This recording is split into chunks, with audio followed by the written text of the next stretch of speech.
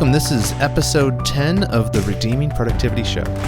And in today's episode, I thought to celebrate our 10th episode of the podcast, it might be fun to let you in a little bit more about who I am and a little bit about my past, my dark past. No, really what I want to talk about is living in an RV. So probably the one and only interesting thing about me is that I, along with my wife, Kim, lived in an RV for 4 years. And in episode 4 of the podcast, titled Flirting with Fire, I kind of teased that I would tell all about this in a future episode. So here we are. And the reason I want to talk about this is because this living in an RV thing was kind of our accidental experiment with simple living.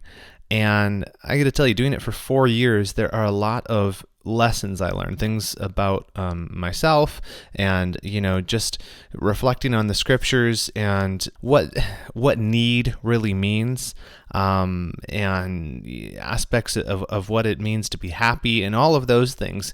We're able to look at those from, I think, a different perspective because we were quote unquote living simple. So I'm hopeful that some of this will be, at the very least, entertaining because we kind of have some ridiculous things that happen to us along the way. But I also hope that it's helpful because I think, knowing myself, and I think this is probably true of other people as well, I think sometimes when we find ourselves in an especially busy season of life or things aren't going the way you want in your life, whether it be work or family things, you start to, get discontent and you imagine and long for the simple life, right? But I think as I found, and I think as anyone else will find, and I think also as the scriptures kind of tell us in advance, the trouble is that when we idealize simplicity, we kind of idolize it without realizing that we're doing that. So what I've learned is that sometimes the simple life can actually be far more complex than we actually imagine. So let me begin with kind of explaining how we ended up in the predicament where we lived in an RV for 4 years, because I don't think in any format I've actually explained the whole story behind this. So how did we end up in an RV living in Southern California? There's probably a lot of people you could ask that story to these days. If you look anywhere on the side of the road, anywhere around LA, you're going to find people living in RVs. But we didn't end up there because of like a drug problem or something, thankfully. No, so basically, a few years back, that whole thing, people talked about being minimalists, and downsizing and living simple. And that was kind of like the topic of the day. And I remember hearing about this and, there was like tiny house shows, and they may still have tiny house shows, but people who were, leaving the city and going living on a farm and just, getting rid of all their stuff, cleaning things out. In a lot of ways, I think this is still popular. It was probably just last year. What was her name? Marie Kondo, the lady who has you talk to your stuff before you throw it away. People, I think, a lot feel that tension of being owned by your possessions, and you kind of want to search out that simple life, that whole less is more type thing. So, I'd heard about this. I wasn't particularly, interested in it beyond just, that's kind of a fun thing. But at the time, I had no idea that we would kind of end up doing it ourselves in a weird way. So basically what happened was my wife and I moved to the Los Angeles area in 2014 to attend seminary at the Master's Seminary. And when we moved out here, we did what, normal human beings do, and we got an apartment. And it was fine. We enjoyed it, but it was really expensive, as everything is, and it's only gotten more expensive in Southern California in the last 5 years.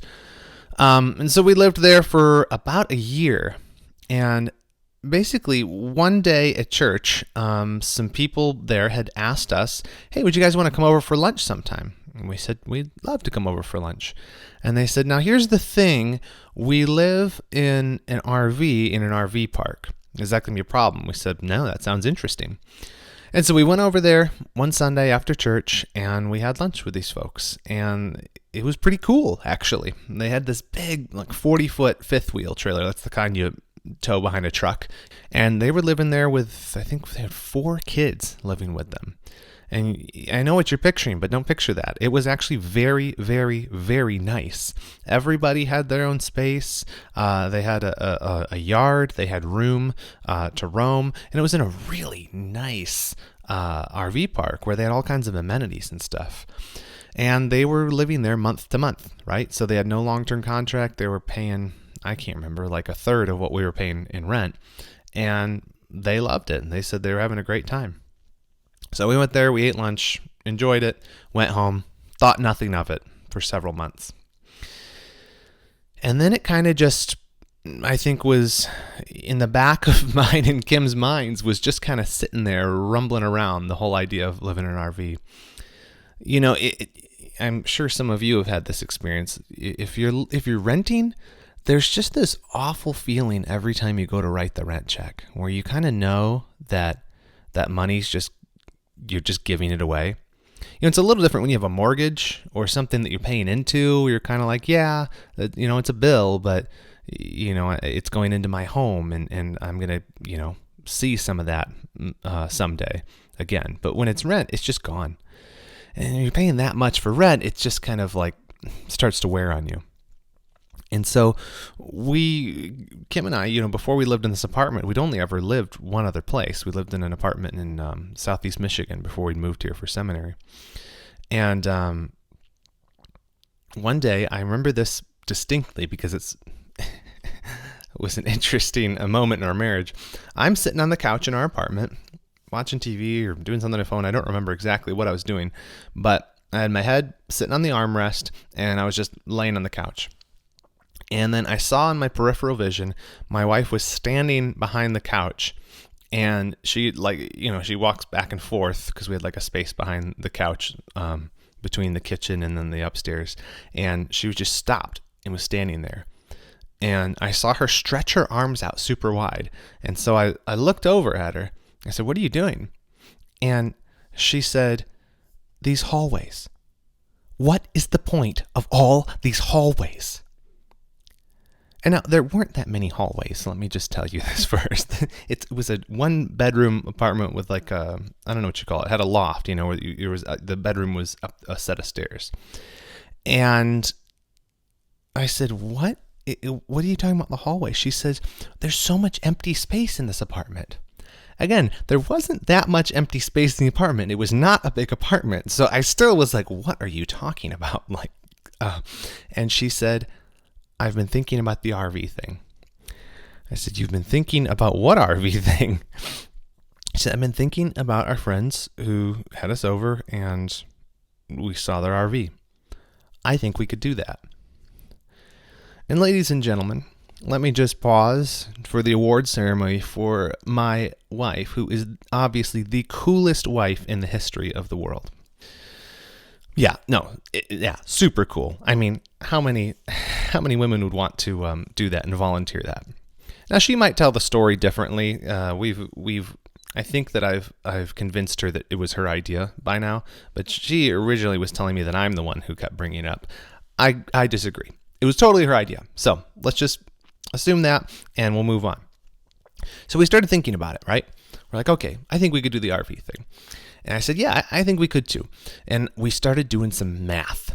So I got out handy dandy Microsoft Excel, and I started just making some budgets with some different variables in them, right? So I made my budget for what our current expenses were, and with an emphasis especially on our rent, right? And then I started looking at different options for RVs. So what if we got a trailer? What if we got one this size? If we got new, if we bought it used, what are people selling these for?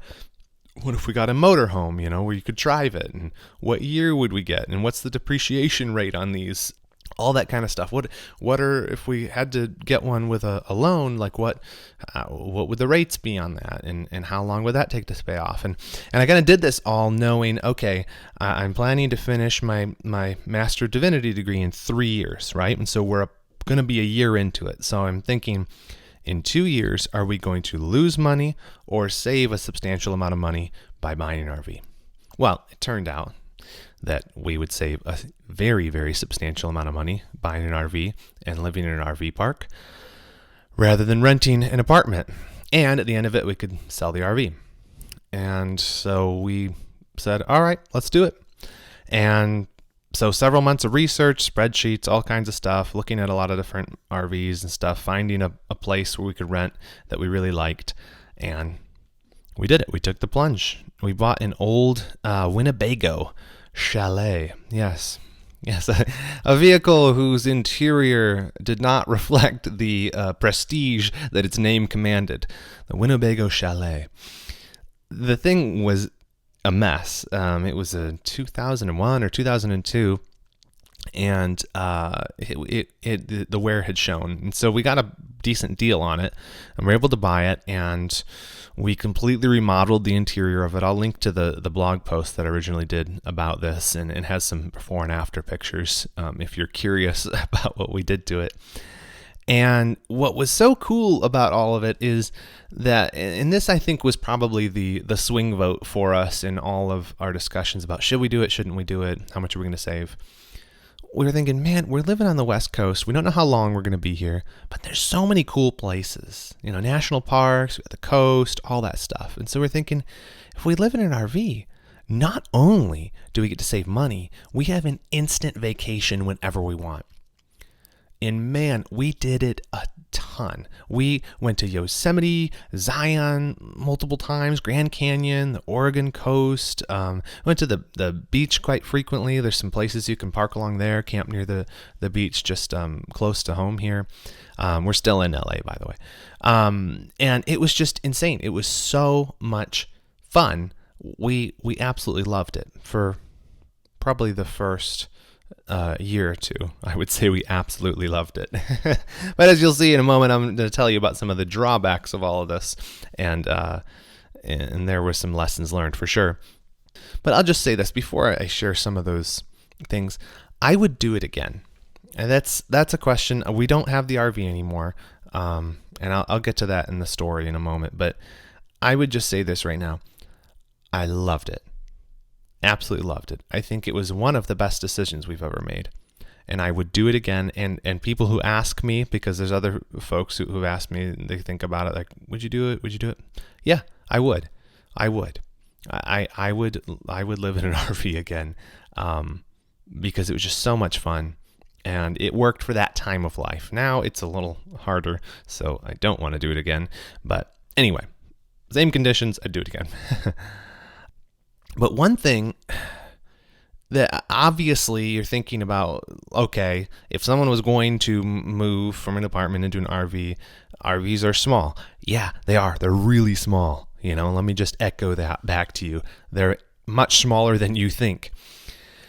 And I think that, as we put together our heads, and I was like, I want to save money. Kim dreams of a world without hallways. Let's do this RV thing, and we'll become like the minimalists we see on TV. But man, there's a lot of unexpected things. There are a lot of unexpected things and a lot of lessons to be learned. And I think a lot of it has to do with the subject of contentment, right? And even learning a lot about my own sinful heart, facing disappointments, a lot of stuff like that. I think the first big thing, so let me jump into some of the lessons we learned, and I'll tell you some stories as we go through these. One of the things that I first learned from moving into the RV in that whole process was that need is a very strong word. Yes, need. And we all know it. We all say it. Well, there's a difference between want and need. You say it to kids. They're like, oh, I need this toy. It's like, do you need the toy or do you just want the toy? Yeah, until it's you who needs the toy. And so especially with moving out of a bigger space and downsizing into an RV. It's like we were downsizing the word need over and over and over again, and it just kept having to get smaller. Because, right, so what do you do when you're downsizing? What would Marie Kondo tell you to do? She would tell you to say hello to your items and pray to some weird thing. And yeah, I don't know why I'm talking about Marie Kondo. But you separate it into piles, right? If you're thinking, I need to get rid of stuff, then you have your keep pile, and then you have your maybe pile, and then you have your definitely throw it out pile, right? And if you've ever had to do something like this, or you've ever moved and had to do it, the first run on it is usually not going to be good enough. Your need pile is usually too big. Your keep pile is usually too big. And we just over and over again had to keep revisiting it in the living room of our apartment, make it smaller and smaller and smaller and smaller. And what's interesting is at first, the whole thing felt like this massive sacrifice. We're like, how are we going to get rid of all this stuff and still live? We have all these things that we own. And mind you, we didn't own that much. We lived in a 1-bedroom apartment, but even still, we were like, but we've had all this. We must need it. Otherwise, we wouldn't have it, right?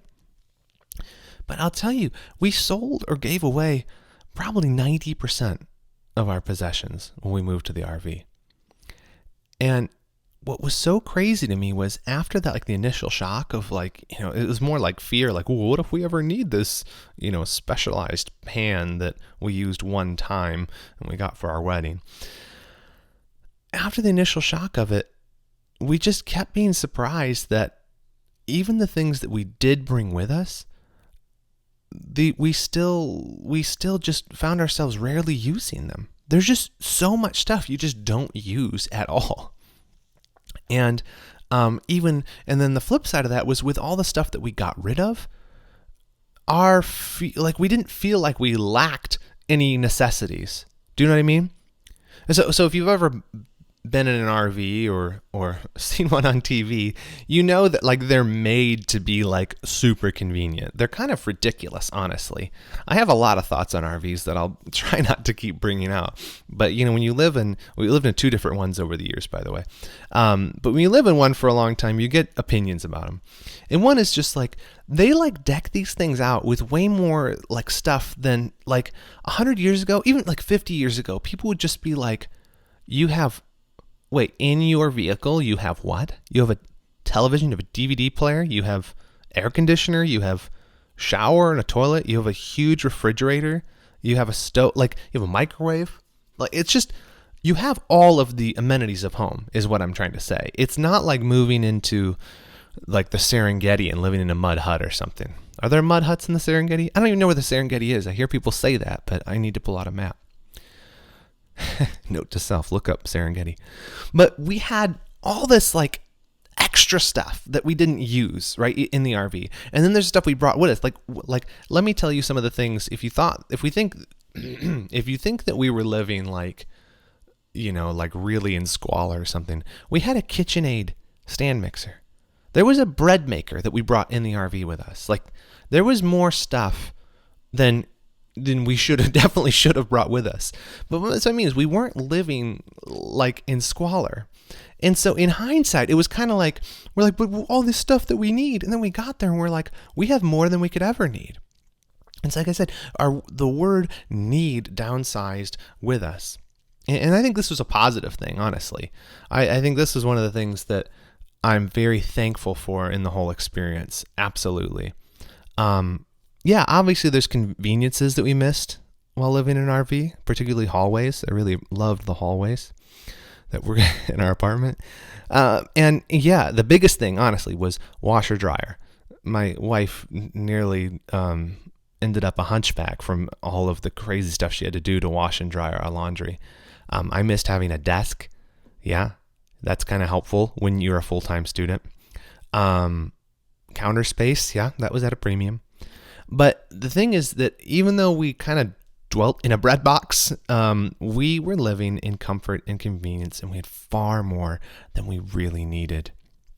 And I'll tell you what kept coming to my mind over and over again was this verse from 1 Timothy 6:8, where it says, "But if we have food and clothing, with these we'll be content." And of course, many other verses about contentment and about, what it means to live as a Christian in this world. And I just kept thinking, people all over the world make do in such less worse living conditions. You know what I mean? And they thrive with much less than we had even in an RV. And so these things that I'm like demanding as necessities, like, are those really just expressions of my discontentment? In other words, what do I really need? Right? Like when you start to like get rid of the things that you assume that you need, then you start to wonder, wait, what do I really need? Are there other things that I'm making assumptions about that are non-negotiable? I need that. I think that I kept learning that. And I'll tell you this too. This is the other part of the story I didn't cover in the original blog post. I don't think I've talked about before. So, we lived in a decent sized RV. It was a Class C. So that's the kind that has like a van front to it, and there's like a bunk that hangs over the front of it. You've probably seen them on the road. And that was the one that we got when we first moved in it. We lived in that for like 2 years, maybe a little more than 2 years. And we lived in a campground in kind of the middle of nowhere, which honestly was one of the best parts of the whole thing. Is we just had amazing neighbors. There was, I could tell you so many stories about stuff that happened in the RV park that would just, you'd be like, wow, that is very interesting. Yeah, and it was a lot of fun. And we are still friends with so many people there. We still go back and visit, and it was awesome time of life.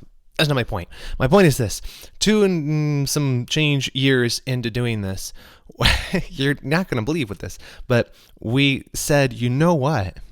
I think we should get a smaller RV. I know there's something definitely wrong with us, and we know it. But we have each other, Kim and I do, and we both have the same problem, so it's okay. So we bought a van. Okay, a small van. Now, this was no ordinary van. This was one that had been built as an RV. It also had a shower and a toilet and a bed and all the things, a stove top, a microwave, all of that stuff. But it was much, much fewer hallways, thus fulfilling Kim's dream of a world without hallways. This was very small, and I'll be honest with you, I struggled with this one. It was way nicer than the big one, but this was fun for sure, because we took way more trips, because driving a 31-foot vehicle, you kind of white knuckle it a bit. You're driving down the road and you're just shaking because you're like, this thing, I'm literally driving a blind spot. The whole vehicle is a blind spot. In fact, one time in the big one, we went up, we were in Oregon, and we went up to the top of Crater Lake, which you've ever been there. It's beautiful. It's gorgeous. Unless you're driving a 31-foot RV in the dead of winter. So up to Crater Lake, right? So there's this huge, like, winding road with all these switchbacks to get up there. And we go in the dead of winter when the road is covered with snow.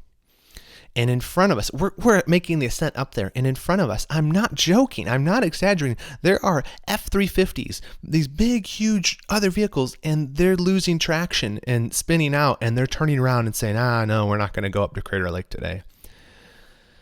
And me, in my genius and wisdom, said, I think we got this, Kim.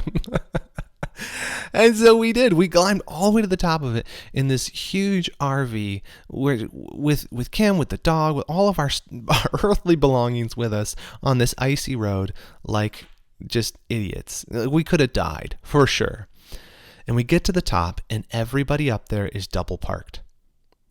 It didn't occur to me that there wouldn't be parking up there for an RV, but in hindsight, yep, probably should have thought this through. I get up there, and our vehicle is very wide, right? And so we're like, well, I don't know what to do, because there's no place to turn around. Once you get to the top, since everyone's double parked, there's really just one road in, or one lane in, I should say, and one lane out. And on either side, there's cars just parked as close as they possibly can to the road. And so I had to fold the mirrors in and just inch forward through this. And I just remember looking at this guy who's standing next to, he had this really cool looking pickup truck. Looked like it was like almost brand new. And I just saw him, he had the saddest look on his face. Like he's like, this guy, there's no way he's not going to scratch my truck when he drives by in his big stupid RV. I felt so bad. But we didn't scratch any cars. We didn't drive our RV off into Crater Lake, and we made it to the end. And I've got pictures on that blog post I'll link to too, of us playing in the snow and looking at the lake. But that was the worst. Oh, guy's face. Okay, so the big one was white knuckled. How did I get on this? Yeah, so we bought the smaller one. That was way more fun. We took more trips with it because, I didn't get a stress headache every time we had to like take it for gas. And, it was really fun. You could overnight anywhere. And that's what we did for 8-9 months. We had this van and we didn't live at the campground. We literally didn't live anywhere. We lived on the streets, like the homeless. And it was just me, Kim, the dog, and we'd park on random sides of the road. We'd overnight at Walmarts. We had gym memberships to LA Fitness, and there was like a bunch of them in the area that were near Walmarts, which, guys, you should have thought this through, because we did. We would get the gym membership. We'd go work out in the morning. We'd shower at the LA Fitness, or we'd shower in the van, depending on our schedule. And because it didn't hold much water, right? You had to refill the water and dump it once a week. So we had this whole thing worked out where we would shower 3 times a week in an LA Fitness so that we could preserve our water. Yeah, crazy. And then we'd shower at the LA Fitness, and then we'd go down to work every single day. And Kim and I worked at the same place. We both worked at the seminary, actually, which they'd probably be really thankful for me to be telling them that 2 of their employees were living homeless on the streets in an RV. But look, it wasn't like we were doing it because we were strapped for cash. We were doing it because, I don't know. Honestly, at that point, I don't know what we were doing. No, here's what we were doing.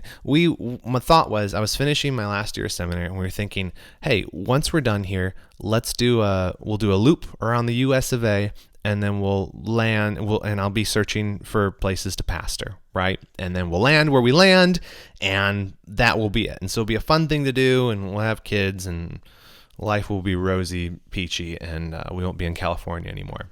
That didn't work out. So we ended up selling the van after 9 months, and we had the other one, the big one, still, because we had been working on selling it and never got around to it. So we still had it, and we owned it outright. So we just moved back into that. There was still a spot at our old campground, and we lived there for another almost year and a half in that big one.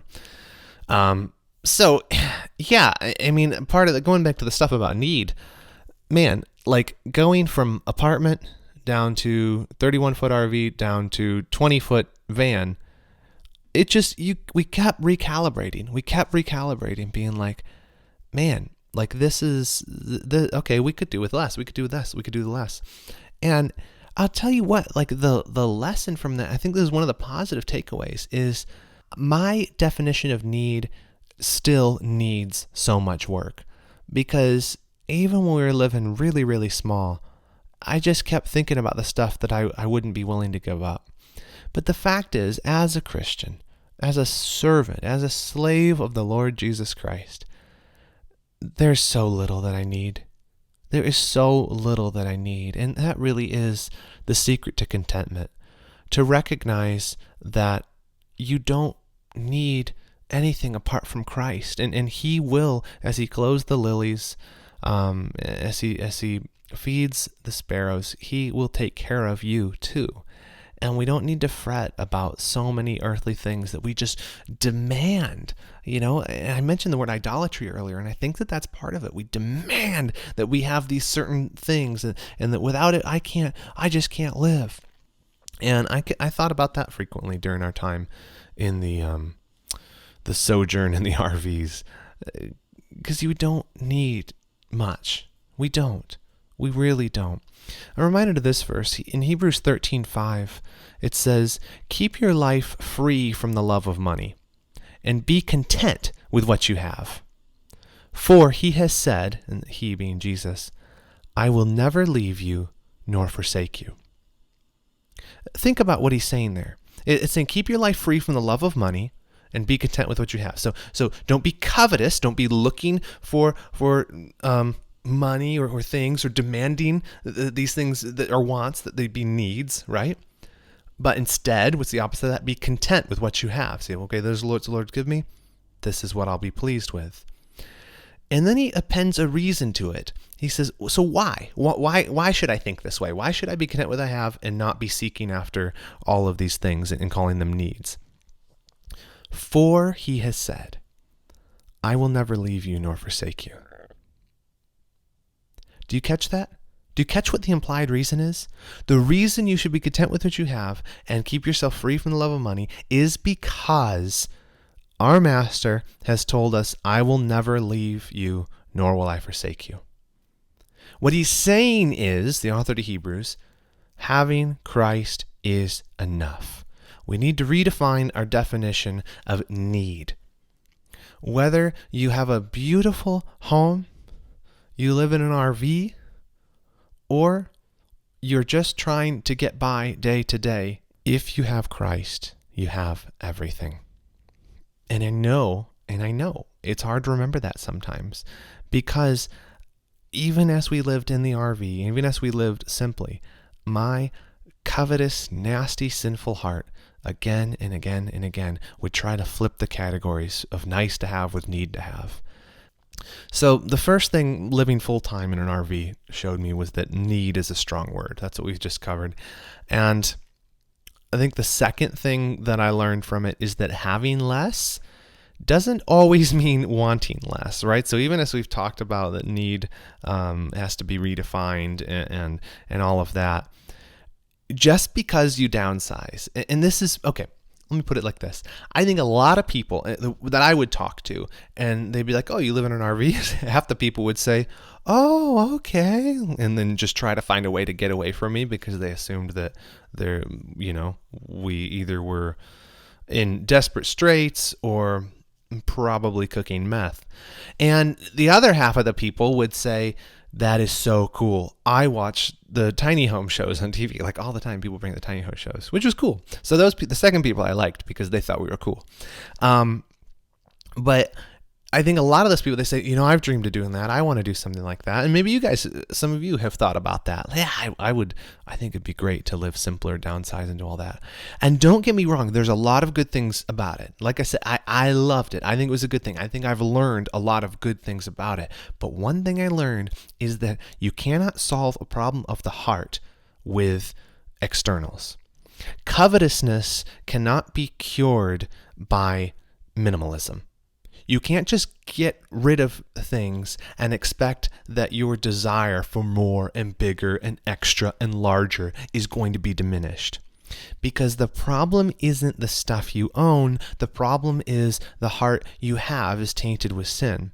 And that, I think, was one of the biggest lessons of all. I think that the love of money is obviously, especially in America, a huge and common temptation.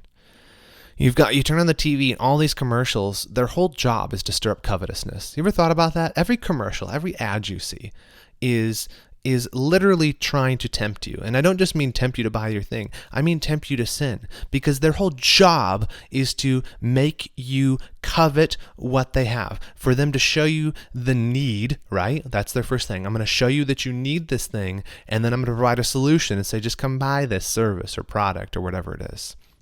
And then on top of that, we have all these commercials stirring up our covetous hearts. And then we have social media telling us how much better everyone else's lives are. And if only we had what they had, we would be happy.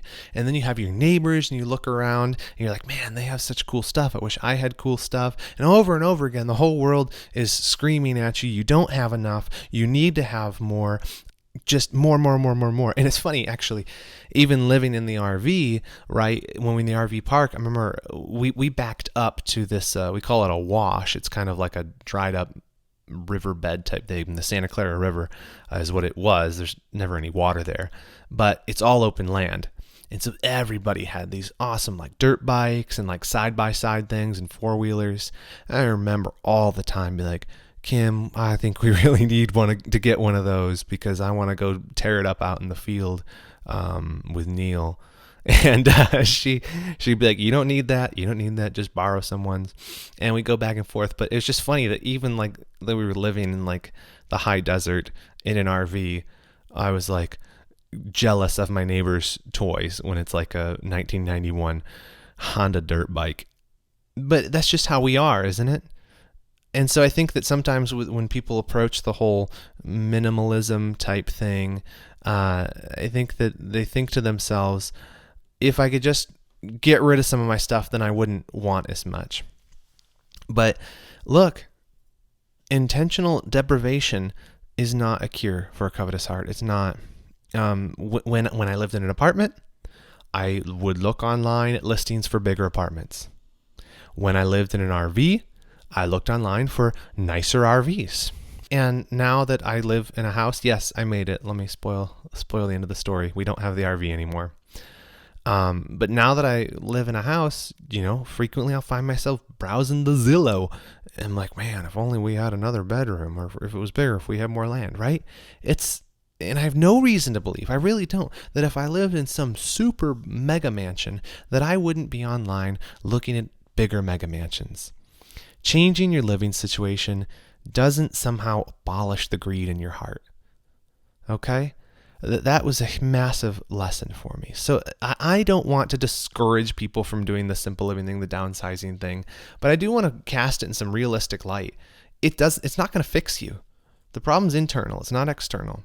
Yes, if you have too much stuff, yes, if you find that, you're a slave to your possessions and stuff, hey, look, downsize. I think it will help in some areas, but it's not going to solve the root problem. That's all I'm saying. And this really shouldn't be surprising for Christians, I don't think. Asceticism is not the means to shrinking covetousness. Paul says it in Colossians. He says that self-made religion and asceticism being self-denial, self-made religion and asceticism and severity of the body are of no value in stopping the indulgence of the flesh. That's Colossians 2:23. And what he's saying is legalistic, self-flagellation, it may have the appearance of religion, severity of the body, beating yourself up, going days and days without food or water for the purpose, like the Stoics or something, for the purpose of trying to like make yourself more self-controlled and more holy and righteous, and so you'll deny the indulgence of the flesh more. But the fact is, it is only the enchantment of a greater affection, a greater love, that makes a person really deny themselves at the heart level.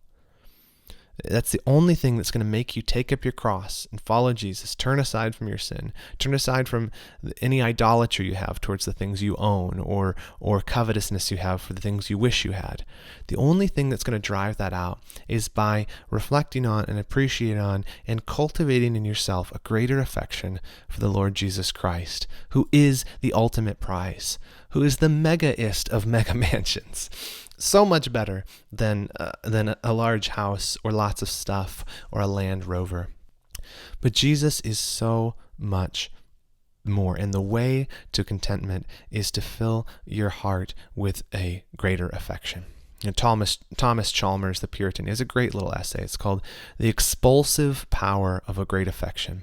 And it talks about that sin is pushed out not by us forcing it out by force of will, our desires to sin, but by replacing those affections for sinful things with the fount of all blessing himself, Jesus Christ. So our hearts, they're going to continue to hunt out idols for their temporary joys, but we're only going to be disappointed and return to the hunt once again to try to find more. Jesus Christ is the one who satisfies. Not a deeper bank account, not a nicer yard, not a bigger car, not a simpler life even. It's just him. It's just him. So we've talked about that full-time living in an RV showed me that need's a strong word. And we've just talked about that I learned also that having less doesn't always mean wanting less. And finally, the other last big lesson I learned about simple living, from simple living, is this: the severity of it, the severity of simplicity, we might say. There are good things to it. Like I said, I would live again in an RV. I loved it. In that stage of life when it was just me and Kim and our dog Harvey. And I say that because now we have a child. We have a little baby boy. And we lived in the RV with a baby for a very, very brief time. So here's what happened. So this is the end of our RV living experience. We were in almost in year 5 of doing it. We'd been doing it for 4 years, and we were getting a little tired of it, I'll tell you what. But my wife was pregnant. She had a baby, and we brought it home to the RV. We, of course, had planned, we really had all the best plans about how this was going to work. Having a baby, a tiny, screaming infant in this little RV. And we had our dog, Harvey, right? So we'd been in the hospital, and we were there for 2 or 3 days because we had to stay for some extra tests and stuff at the end. So when we finally came home, our dog had not seen us for 3 days. And Harvey, oh, what an affectionate little pup he is. He was thrilled that we were home. But Harvey was much more thrilled that we had brought a tiny, wiggling, good-smelling little baby that made squeaking sounds. And I could not keep this dog away from the baby. So we got home, maybe it was like 10 o'clock at night. It was horrible. We were so tired because, if you had a baby, they are bad for sleep. And we'd been at the hospital all these days, and we're just so happy to be home in our little RV at our RV park. And we go in, and the dog's there, as our neighbor had been watching him, and he just has a meltdown. The dog will not, he literally, it was like he would die trying to see the baby. And I'm keeping away because I don't know what he's going to do. He's a dog. He's an animal. Anyway, so I don't know. He's going to bite it. You just want to smell it. I don't want him to lick a newborn baby's face because dogs, and I don't want him to lick the baby. And so I'm trying to keep them apart. And my wife's dead tired because, apparently it's harder on the woman than the man to have a baby. Allegedly. We don't know. And so I'm just trying to make this thing work. And so for 4 hours, the first night we're home from the hospital with the baby, the dog is howling at the baby, and the baby is crying, and I am just running interference, holding the dog with all my might by his collar to get him to not touch the baby. Don't bring a newborn baby home to an RV. That should be point number 3 that I learned. That was awful. But anyway, it all worked out, and actually it was kind of cute. In the end, the dog finally chilled out for a minute, and he just smelled the baby and was happy, which is what I should have let him do to begin with, honestly. And the baby was in a bassinet next to our bed, and the dog hung his head off the side of the bed and rested his chin on the edge of the bassinet and just stared at the baby. It was the sweetest thing ever. And so it worked out, but I don't know. In the middle of all this, here's a funny thing too. So we had decided at this point, because we had the baby, and I had taken a new position at Grace to You, where I work now, the media ministry of Pastor John MacArthur. Please, gty.org, go there, listen. And I had taken this position, and we said, okay, I guess we're in California now. Let's not be in an RV. So we decided this, obviously, before the baby was actually born. And funny thing is, one of the best pictures I think I've ever taken is I have a photo of us signing the papers for our house the day after our baby was born in the hospital. The notary came up there and met us, and we did all the signing and this stuff in the hospital with this newborn baby right there. So we had the house and we closed on it, and this is, we're back home in the RV now. And so I honestly, so much of it's a blur. I think it was maybe a week, maybe less than a week that we were in the RV with the baby, and it wasn't working. And so finally, we didn't have any furniture, but we had the house, we had the keys to it, we had possession of it. And I said, Kim, let's just get an air mattress and go there. We cannot do this anymore. And so we did it, and it was great. And we moved in, and It was wonderful. And in fact, funny thing with it is we didn't have any furniture money because we spent all our money on the down payment, which, by the way, was one of the big things that was great about living in an RV is we were able to save up enough money to have a down payment for a house in Southern California, which ain't cheap, but we wouldn't have been able to do that otherwise. And so we move in, and we finally, after a while, we end up selling the RV, which was our whole plan, and then we get furniture for the house. And so now we are like normal, standard Americans, do not look at us askance anymore. We have a home, and we do not live in a vehicle with shocks or with wheels on it. So we're at the end of the RV thing, and Lord willing, I will never, ever be in an RV again. Look, simple living is great in some ways, but in other ways, we're too idealistic about it from afar. Moving into an RV, especially with a baby, man, it's not that easy. You know, we thought, okay, so once we were all in and decided we were going to move into the RV, I had this image in my head still that there would be, once we got all settled in, that there'd be this Zen-like moment, right? You know, like this feeling of, now I'm no longer owned by my possessions. I'm so free to let my thoughts roam and really just focus on my art now. But that didn't happen. Getting rid of a bunch of stuff didn't result in a really just simple, free, bohemian life. No, it didn't at all. You know, I think that people who are aspiring minimalists, you know, they think of that feeling they get when they look at a photo of a clean desk or a picture with a lot of white space in it, and they're like, yeah, that's really good. That's what we want. Peace. We want peace, minimalism, clean surfaces. You know, that's what we want. Peace. We just don't want a lot of stuff in our lives. But then I finally remembered, you know, as I'm looking for this Zen moment, I finally remembered I'm a Christian. I'm not a Buddhist. And the problem isn't stuff. The problem, again, it's that I am a sinner. It's not stuff, it's the sinner. And unfortunately, even no matter what size space you live in, your sinful heart sticks with you no matter where you are. And so whether you're in a great big old house, or you're in a tiny little RV, or you're in a cardboard box, or wherever you are, the sinner comes with you because the sinner's you. And so I think that, you know, people romanticize the simple life. You see the person, you know, on Instagram and you're saying, oh, wow, that's so cool. It looks so peaceful. They're just living on a farm, you know, and it's just the simple life, milking cows all day and growing wheat thins. Growing wheat thins? You grow wheat. I don't know where wheat thins come from, but they're delicious. But look, here's a dare for you. This will be fun. Go find a farmer and ask him about the simple farming life. You're likely to get a pitchfork to the stomach. Look, the stuff that looks really simple and great, they're just photographs. They're just ideas. Problems are wherever you are in life. They're going to go everywhere. Just because you downsize doesn't mean that simplicity is going to mean serenity.